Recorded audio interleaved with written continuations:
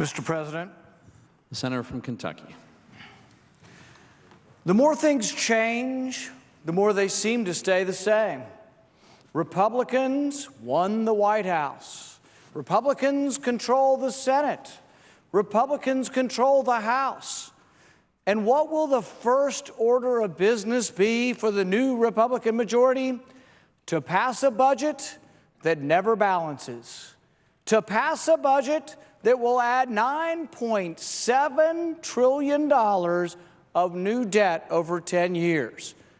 Is that really what we campaigned on?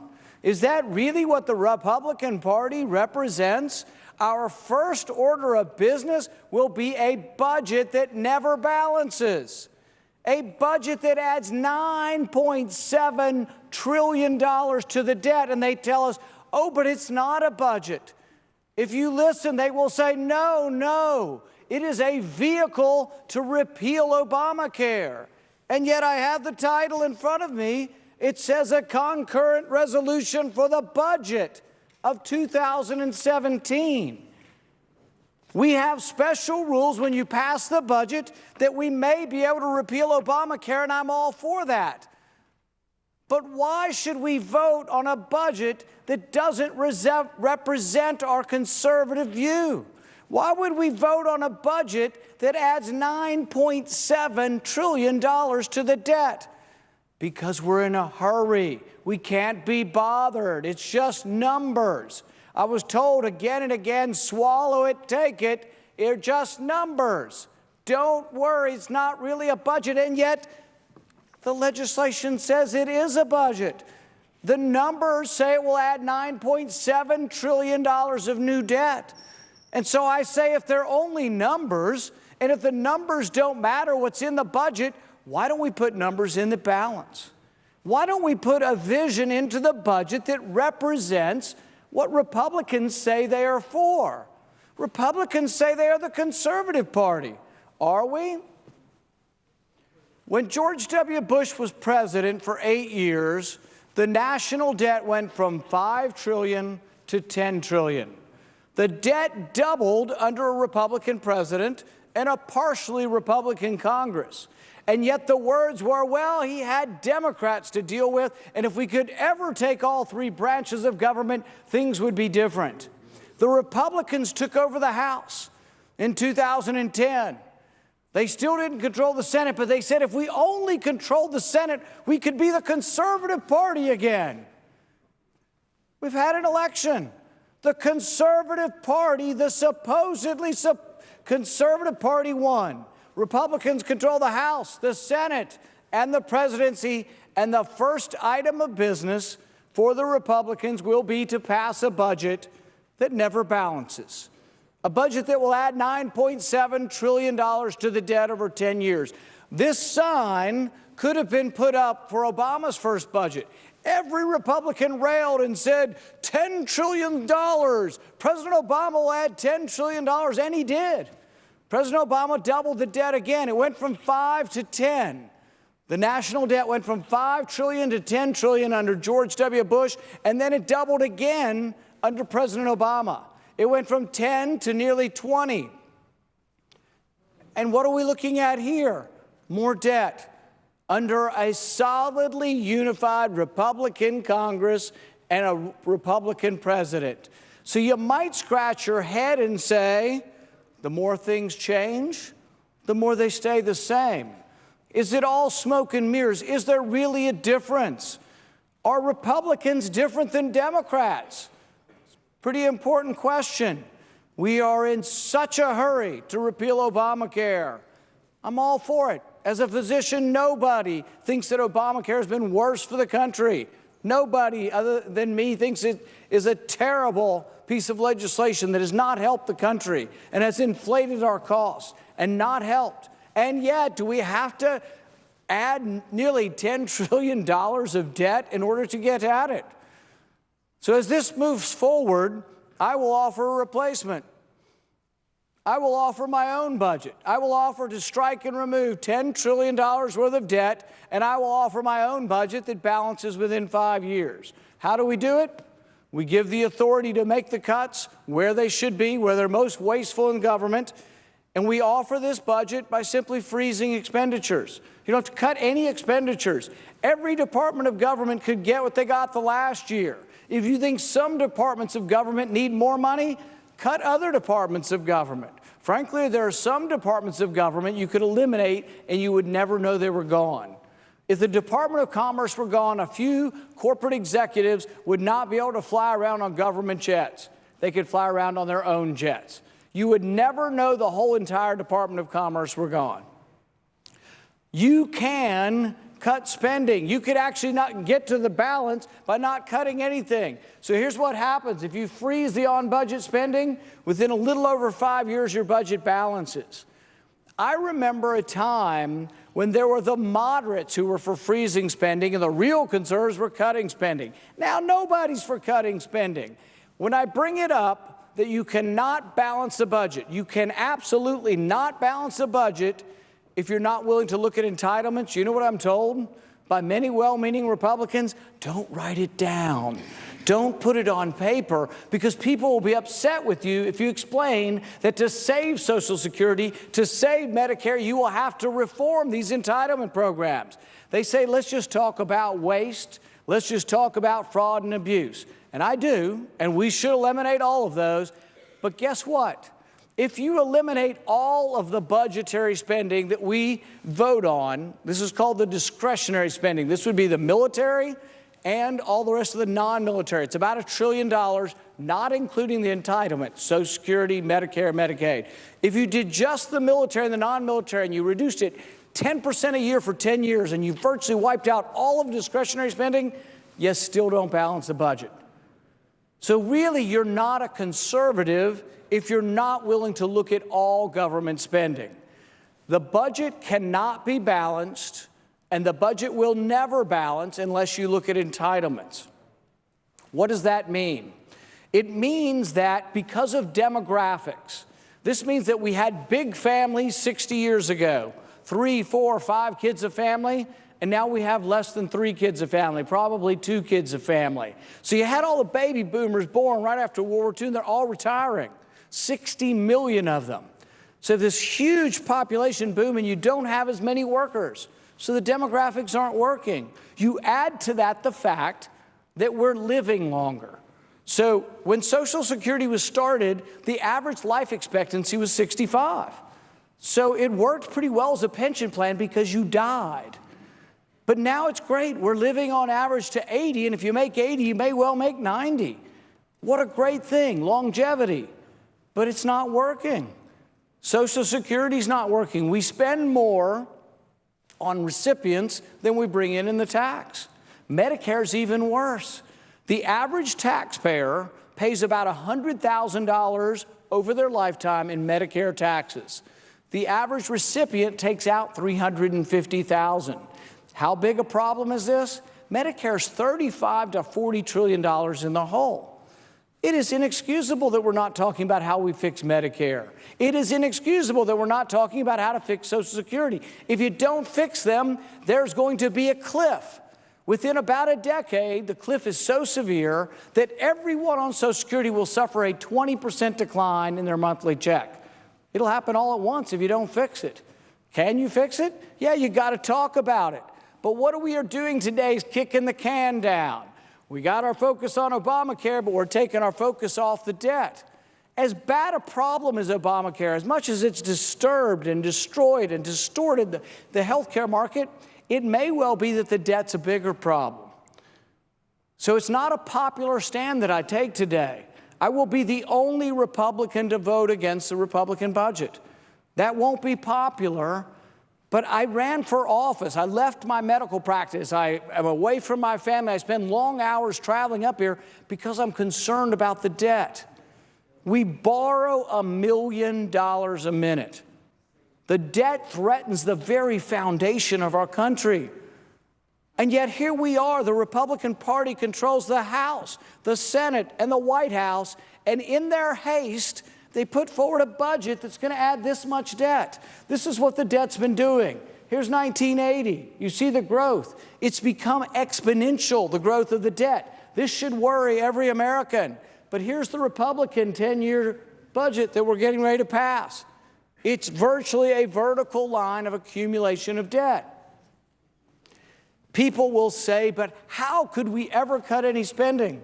I'll give you a couple of examples of where your government spends money, and you tell me whether or not we ought to look long and hard about cutting spending.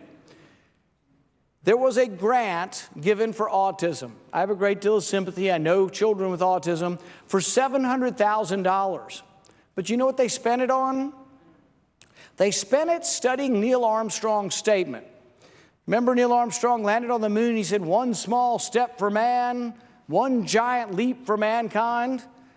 Well, your government, in their infinite wisdom, wanted to know, did he say one small step for man or one small step for a man? Your government spent $700,000 studying the preposition a. Did he say a man or just man? $700,000. Money that should have been spent on autism was spent on something frivolous. Is anybody going to fix it? No. Every year, all of the spending bills are glommed together in a 2,000-page bill and not one iota of reform. You remember Senator Proxmire from the 70s used to have something called the Golden Fleece Award. Every one of those things he complained about in the 1970s happens now, but tenfold greater.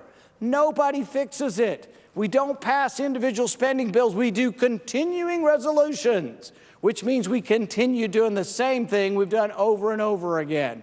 $700,000 spent studying Neil Armstrong's statement. You know what their conclusion was? We're not sure. They spent $700,000 and they're still not sure. Did he say a man or one small step for man? We spent $500,000 studying whether or not, when you take a selfie, if you're smiling in the selfie, does it ultimately make you feel better? $500,000. And so what do? Do we give these people less money? Teach them a lesson. Give them less money, and maybe they'll conserve the money. Maybe they'll eliminate waste if they have less money next year than they had this year. Or, what I'm proposing, freeze the spending. Is anybody proposing that? No. We say they spent $500,000 on selfies. Give them more next year. So the Republican budget will increase spending every year. It increases spending at about 5% a year. So spending goes up, and they say it's the baseline. And they say we're cutting off the baseline. No, the baseline goes up 5% a year. Spending will increase over the 10-year period. The red line is spending. Part of that's what the Republicans are proposing. They are going to stay on the spending curve. If we stay on the spending curve, they will continue to spend $700,000 studying Neil Armstrong's statement. They will continue to spend $500,000 on selfies. They spent another $500,000 on a climate change game. They spent $45 million to build a natural gas station in Afghanistan. $45 million. First problem, nobody in Afghanistan has a car that runs on natural gas. They discovered this after they built the gas station. The gas station was 86 times cost overrun. The original estimate was about $500,000 for the gas station, but lo and behold, somehow it cost $45 million. If your government had 86 times cost overrun, would you give them more money or give them less money? I frankly think we should give them less money.